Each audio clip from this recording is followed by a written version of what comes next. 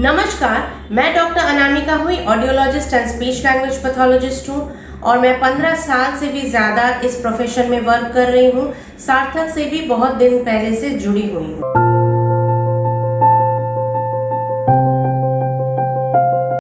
आज जान लेते हैं स्टटरिंग के बारे में। स्टटरिंग यानी हकलाना, तुतलाना या स्टैमरिंग भी बोलते हैं इसे। ये एक फ्लुएंसी डिसऑर्डर है जिसमें बच्चा अटक अटक के बोलता है और जिसकी वजह से जो स्मूथनेस है बोलने की, जो साफ सुनाई देने वाली है बोलने की, वो वैसा नहीं सुनाई देता है और बच्चे की आवाज़ जो है अटकती है। बच्चों में स्टटरिंग 18 to 24 मंथ्स में शुरू होती है, जिसे नॉर्मल नॉन फ्लुएंसी भी बोला जाता है। ये इस स्टेज में बच्चे थोड़ी थोड़ी बात करना शुरू करते हैं और तभी बच्चा थोड़ा थोड़ा हकलाता है और ये बिल्कुल normal speech and language development का ही एक स्टेज है। लेकिन जब 3 साल तक ये स्टेज पार नहीं होता है, मतलब 3 साल तक बच्चा कंटिन्यू करता है हकलाना, तो ये स्टटरिंग हो सकता है।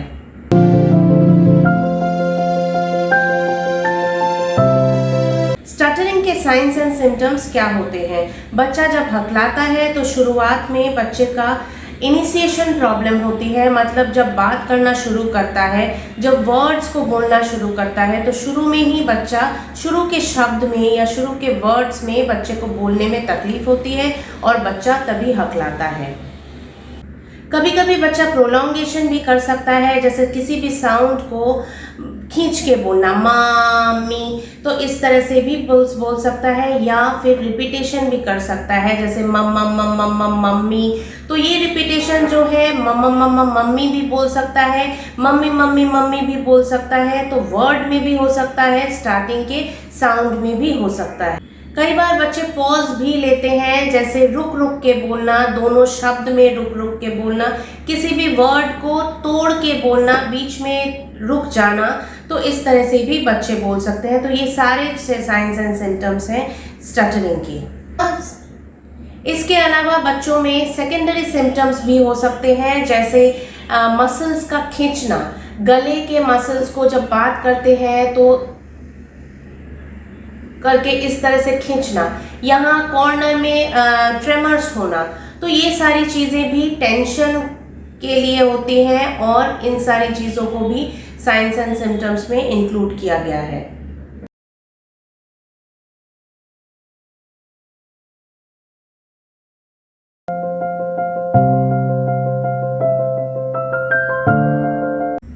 स्टटरिंग के बहुत कारण हैं, जैसे कुछ एनवायरमेंटल रीजंस हैं, कुछ हेरिडिटरी रीजंस हैं और कुछ न्यूरोलॉजिकल रीजंस भी हैं। तो न्यूरोलॉजिकल रीजंस में अगर किसी बच्चे को सीजर्स है या ब्रेन इंजरी है या इस तरह की कुछ स्पीच मोटर मसल्स कंट्रोल में कुछ दिक्कत है, तो इससे भी बच्चे को स्टटरिंग हो सकती है, क्योंकि उसके इम्पल्सेस प्रोसेसिंग थोड़ा प्रॉब्लमेटिक हो जाता है, तो इससे स्टटरिंग हो सकती है। फैमिली हिस्ट्री अगर है बच्चे में, बच्चे के घर में कि जैसे पापा मम्मी या घर के किसी और रिलेटिव्स में अगर स्टटरिंग है या इस तरह की कुछ डिसफ्लुएंसी है, तो बच्चे में स्टटरिंग हो सकती है।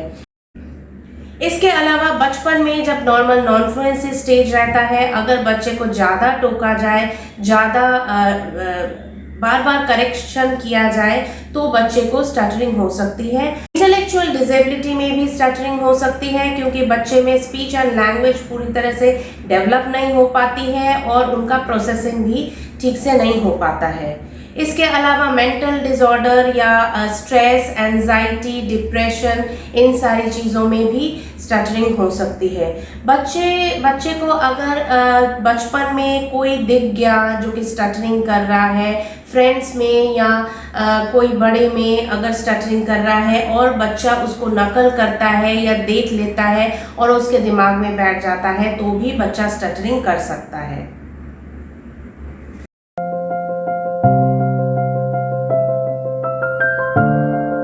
किस तरह से ठीक किया जाए? स्टटरिंग के कुछ एक्सरसाइजेस होते हैं, जैसे डीप ब्रीदिंग या रिलैक्सेशन टेक्निक। इस टेक्निक को आप बैठ के भी करवा सकते हो बच्चे को, या लेट के भी करवा सकते हो, जिसको बोलते हैं रिलैक्स करना। सांस को डीपली अंदर लीजिए और धीरे धीरे छोड़िए। इस तरह से बच्चे का बॉडी रिलैक्स होगा और बच्चे को थोड़ा रिलैक्सेशन मिलेगा। इसके अलावा बच्चे को धीरे धीरे बात करना या सेंटेंसेस को या वर्ड्स को स्ट्रेच करके बोलना सिखाइए, जैसे कि मेरा नाम अनामिका है। तो इस तरह से धीरे धीरे एक ही शब्द को आप स्ट्रेच कर करके बोलना सिखाइए, जिससे रेट ऑफ स्पीच भी कम होगा और बच्चे की हड़बड़ी जो रहती है बच्चे को कि कम टाइम में ज़्यादा बोलना, वो चीज़ भी कम होगा बच्चे का। ऐसे ही इंफॉर्मेटिव वीडियोस के लिए सार्थक का यूट्यूब चैनल सब्सक्राइब करना ना भूलें और पास दिए गए बेल आइकन को भी प्रेस करें।